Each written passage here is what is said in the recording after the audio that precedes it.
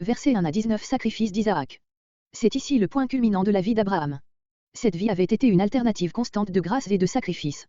Le sacrifice, dans cette dernière scène, s'élève tellement haut qu'il surpasse tous ceux qui ont jamais été accomplis par l'homme et qu'il devient même une image anticipée de celui de Dieu envers l'humanité. Après cela, au plus grand des sacrifices succède la plus grande des grâces.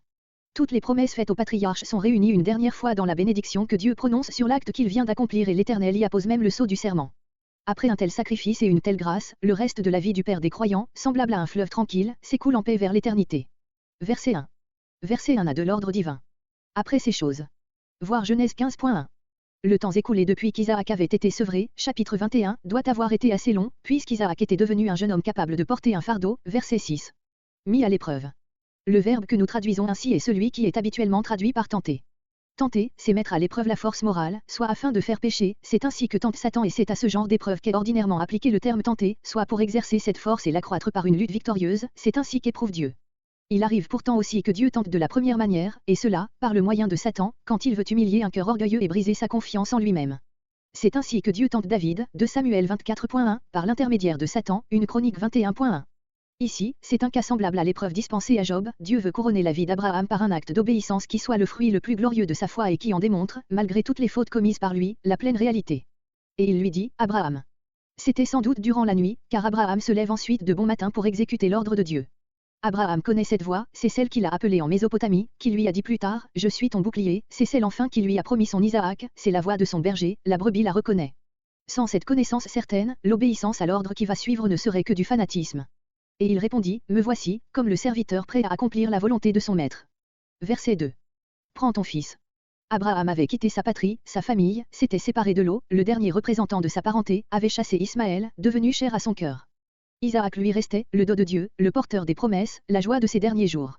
Dieu lui dit, prends-le, lui, ton fils et il ajoute, comme s'il voulait lui retourner le poignard dans la plaie ton unique, celui que tu aimes et pour qu'il ne s'y trompe pas, Isaac.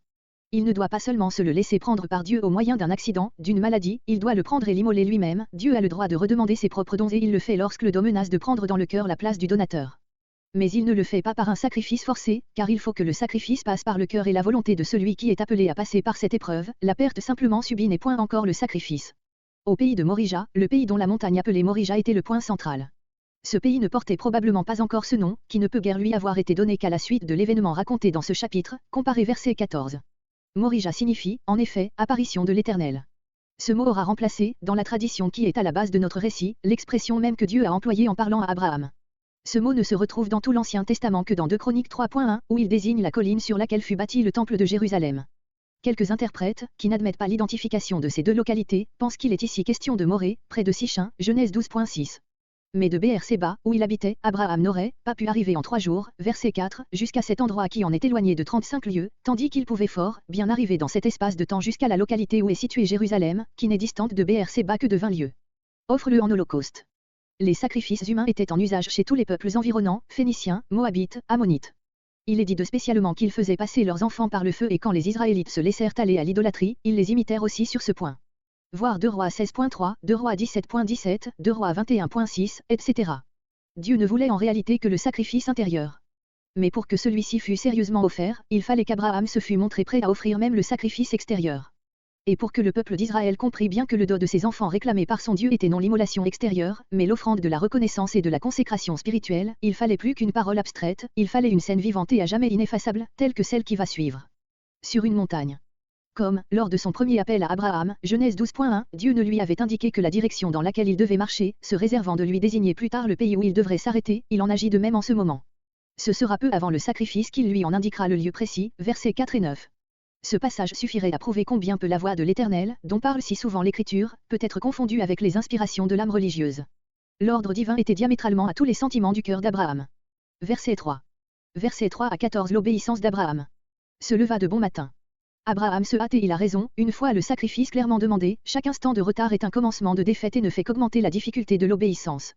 Il fait avec calme, sans rien oublier, les préparatifs du voyage et du sacrifice. Et cette soumission est d'autant plus complète qu'Abraham ne comprend pas lui-même le but de Dieu dans une pareille dispensation.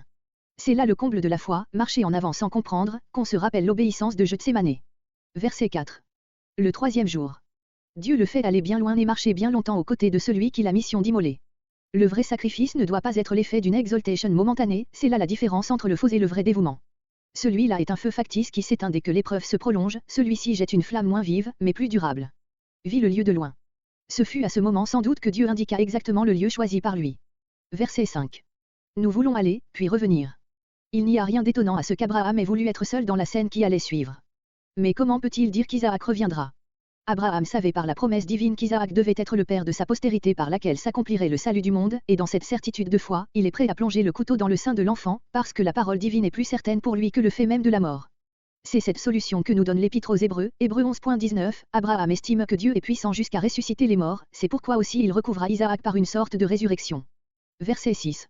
Versets 6 à 7. Plus de distraction, le père et l'enfant sont seuls en face l'un de l'autre. Un vague, mais affreux pressentiment a-t-il traversé l'âme d'Isaac en se voyant ainsi seul, au milieu de ses apprêts de sacrifice, avec son père, sur la figure duquel se peint le déchirement intérieur. Il semble que la question d'Isaac doit faire éclater l'émotion du père et l'explosion de sa tendresse lui ôter la dernière force du sacrifice. Mais non, la foi l'a conduit jusque-là, la foi le soutiendra jusqu'au bout, c'est elle qui répondra. Verset 8.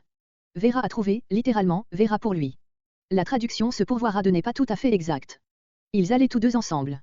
Cette touchante répétition, comparée verset 6, qui ressemble à un refrain, est le seul indice de l'émotion qu'éprouve l'auteur, en écrivant ce récit d'une si parfaite simplicité. Verset 9. Il y a Isaac son fils. Isaac ne résiste pas, empire saisissant d'un père pieux sur son enfant. C'est parce qu'Abraham obéit ainsi à Dieu, qu'Isaac obéit ainsi à Abraham. Mais il y a plus, Isaac ne se plaint même pas, Dieu ne permet pas qu'Abraham soit tenté au-delà de ses forces. Il n'y a qu'un père qui puisse entendre ce cri d'angoisse de son enfant, Père. Que cette coupe passe loin de moi. Et continuer le sacrifice. Verset 10. Jusque-là, mais pas plus loin, dit Dieu à l'épreuve. Ce qu'il voulait, ce n'était pas le sang d'Isaac, c'était le cœur d'Abraham et ce cœur, il l'a obtenu en plein. Verset 11. Me voici, toujours la même réponse, à Dieu, verset 1, à Isaac, verset 7, à l'ange de l'Éternel. C'est le mot de la résignation, il est prêt. Verset 12. Et l'ange dit. Dieu est satisfait, car il n'est pas un Moloch ou un Béol. La consommation du sacrifice, c'est pour lui-même qu'il la réserve. Maintenant je sais. L'acte d'Abraham vient de prouver qu'il n'y a rien qu'il ne soit capable de donner à son Dieu. Tu ne m'as pas refusé. L'ange de l'Éternel parle comme étant l'Éternel lui-même. Saint Paul fait certainement allusion à cette parole de l'ange dans Romains 8.32. Le sacrifice de Dieu en Golgotha doit prouver à l'homme ce que celui d'Abraham a prouvé à Dieu, c'est qu'il n'y a rien que Dieu n'ait la volonté et le pouvoir de lui donner. Verset 13. Mais le feu et le couteau ne doivent pas avoir été apportés en vain.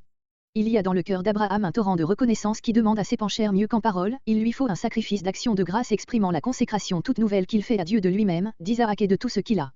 C'était là le sens des sacrifices qui portaient le nom d'holocauste et dans lesquels la victime était complètement brûlée. Dieu lui-même trouve dans ce lieu désert la victime destinée à remplacer sur le bûcher déjà dressé celle qu'Abraham s'était préparé à immoler. Verset 14. L'Éternel verra, Jéhovah Jireh. Nous traduisons ici littéralement le même mot que nous avons dû rendre au verset 8 par « verra à trouver ». Le sens est, dans tous les cas qui pourront se rencontrer, l'Éternel verra le besoin et saura trouver le moyen d'y répondre comme il l'a fait cette fois. De là le proverbe populaire usité au temps de l'auteur, sur la montagne de l'Éternel, l'Éternel, sera vu, ce qui équivaut au nom qu'Abraham vient de donner à ce lieu, en ce sens que, où Dieu intervient pour secourir, voit, il est aussi vu lui-même. Cela s'applique d'abord à la montagne où Abraham a fait le premier cette expérience et sans doute aussi à la montagne du Temple, où l'Éternel ne cessait de se manifester. Il est clair qu'il n'y a rien à conclure de cette application à la montagne du Temple pour le temps où tout ce récit a été composé, puisque cette notice a pu être intercalée postérieurement, pour établir le rapprochement entre la colline du sacrifice et celle du Temple. Nous avons renoncé à la traduction habituelle, sera pourvu, parce que le passif du verbe rad, voir, n'a jamais ce sens en hébreu. C'est probablement de l'ensemble des idées exprimées dans ce verset qu'ont attiré plus tard le nom de Morija, apparition de l'Éternel. Comparez verset 2. Verset 15. Verset 15 à 19 le serment divin. L'ange prend la parole une seconde fois, il veut couronner la vie de foi d'Abraham par une bénédiction suprême. Verset 16. J'ai juré par moi-même. Le Pentateuque fait fréquemment allusion à ce serment, Genèse 24.7, Genèse 26.3, Genèse 50.24, Exode 13.5, Exode 13.11, Exode 33.1, etc., car c'est là un fait unique dans l'histoire du règne de Dieu. L'Épître aux Hébreux fait ressortir aussi la différence entre les simples promesses de Dieu faites jusqu'alors et son serment, Hébreux 6.17. Désormais, quoi qu'il arrive, la promesse tiendra bon et aboutira, fût-ce après de longs siècles, à sa pleine réalisation dans la postérité d'Abraham. Comparez Romains 11.29. Verset 17. Les trois traits de la promesse que nous avons retrouvés à travers toute l'histoire d'Abraham sont relevés et réunis ici avec une solennité particulière, une postérité nombreuse comme les étoiles du ciel, Genèse 15.5, comme le sable de la mer, Genèse 13.16, cette postérité possédant la porte de ses ennemis c'est-à-dire occupant leur ville, ce qui équivaut ici à la promesse de la conquête de Canaan, Genèse 13.14-15, enfin cette postérité jouissant d'une bénédiction si grande que tout. Les peuples se béniront en se souhaitant mutuellement d'y participer, comparez Genèse 12.3. Voilà ce que Dieu promet une dernière fois, en engageant par serment sa propre personne, parce qu'il ne peut donner une garantie plus grande de sa parole. Abraham a ainsi donné sa postérité pour la retrouver au centuple. Verset 19. Il habita à Beer-Séba. Comparez Genèse 21.34, note. Verset 20. Verset 20 à 24. Avec le récit du sacrifice d'Isaac, l'auteur de la Genèse a atteint le but qu'il se proposait en racontant la vie d'Abraham, il a montré le développement de la foi du patriarche jusqu'au moment où par cet acte d'obéissance suprême elle est parvenue à son apogée. Des années qui suivront, il ne nous rapportera que quelques faits isolés. Les détails qu'il va nous donner sur la famille de Nak ont pour but de préparer le récit du chapitre 24. Après ces choses. Voir Genèse 15.1, note. Plusieurs des noms indiqués dans les versets suivants se retrouvent comme noms de tribus soit chez les auteurs anciens, soit dans la Bible. Verset 21. Voir Genèse 10.23, note. Cette tribu ne devait pas être homogène, on y trouvait des descendants d'Aram et des descendants de Térak, qui s'étaient amalgamés de manière à former une tribu distincte. Base. Nom d'une tribu arabe voisine du pays d'Édom. Comparez Jérémie 25.23. Élishu, l'un des amis de Job, appartenait à cette tribu, Job 32.2. Les inscriptions assyriennes parlent d'un pays de Bazou, dans la partie septentrionale de l'Arabie. Kemuel, inconnu. Père d'Aram. Et remet probablement ici le nom de l'une des nombreuses tribus qui formaient la race araméenne. Comparez Genèse 10.22, note. Verset 22. Kézed, père non pas des Kasdim, Chaldéens, bien connus dans l'histoire mais seulement des Chaldéens de Job 1.17, qui semblent avoir été une tribu de Bédouins pillards. Azo. Les inscriptions assyriennes parlent d'un pays de Azou, qui devait se trouver dans l'Arabie septentrionale. Pildas. Inconnu. On a retrouvé le mot Pildazou comme nom d'homme dans des inscriptions nabatéennes. Jidé-Elaf. Inconnu. Bethuel, certainement nom d'un individu plutôt que d'une tribu, chapitre 24.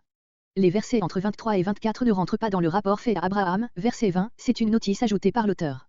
En effet, au chapitre 24, Abraham semble ignorer l'existence de cette fille de Bethuel. Verset 23. D'après ce verset, on voit bien que le but de ce morceau est de préparer le récit du chapitre 24. Verset 24. Tébak. On retrouve en Syrie et en Mésopotamie plusieurs noms de villes qui rappellent celui de Tébak, sans que nous sachions s'il faut l'identifier avec l'un ou l'autre de ces noms. Voir en particulier une chronique 18.8 et le passage parallèle de Samuel 8.8. Gaham, inconnu. Taha, inconnu, il est peu probable qu'on puisse l'identifier avec Ataha, ville mentionnée par un auteur ancien au nord-ouest de Nisibi en Mésopotamie. Maka, appelé ailleurs Aram Maka, une chronique 19.6, est le nom d'une tribu araméenne qui, d'après Deutéronome 3.14 et Josué 12.5 doit avoir habité dans le voisinage du Reurmon. Remarquons que Nak a 12 fils, comme Ismaël, Genèse 25.16, et Jacob, Genèse 35.22. On a conclu de cette coïncidence que nous n'avons ici qu'une combinaison légendaire marquant le moment où la famille devient un peuple.